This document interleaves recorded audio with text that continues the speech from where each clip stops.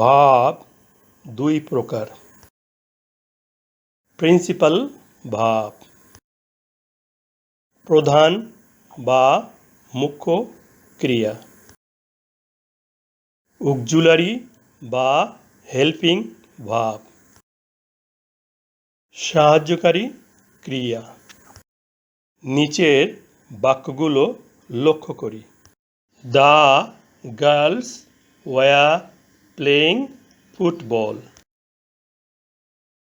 মেয়েগুলো ফুটবল খেলিতেছিল। এই বাক্যে the girls subject. Be verb সম্বন্ধে বিস্তারিত জানব।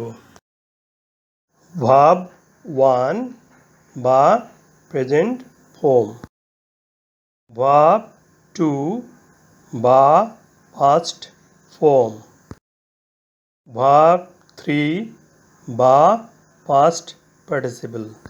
ভার্ব 1 বি অর্থ হওয়া।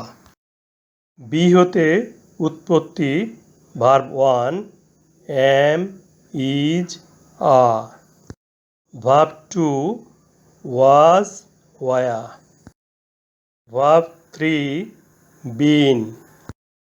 সাবজেক্ট এর পরে ওয়া অক্সিলারি ভার্ব। ওয়া যখন অক্সিলারি ভার্ব হয় তখন ওয়ার নিজস্ব অর্থ থাকে না। আইএনজি যুক্ত প্লে প্রিন্সিপাল ভার্ব।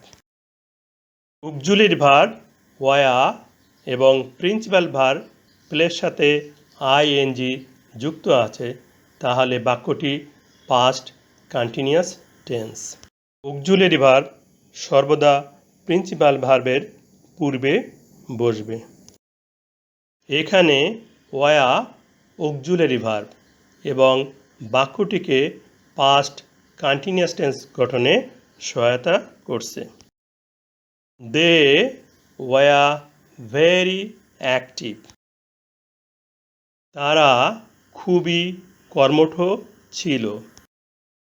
2 নং বাক্যে ওয়া ছাড়া আর কোনো ভার্ব নেই, তাহলে এই ওয়া প্রিন্সিপাল ভার্ব এবং বাক্যটি পাস্ট ইনডেফিনিট টেন্স।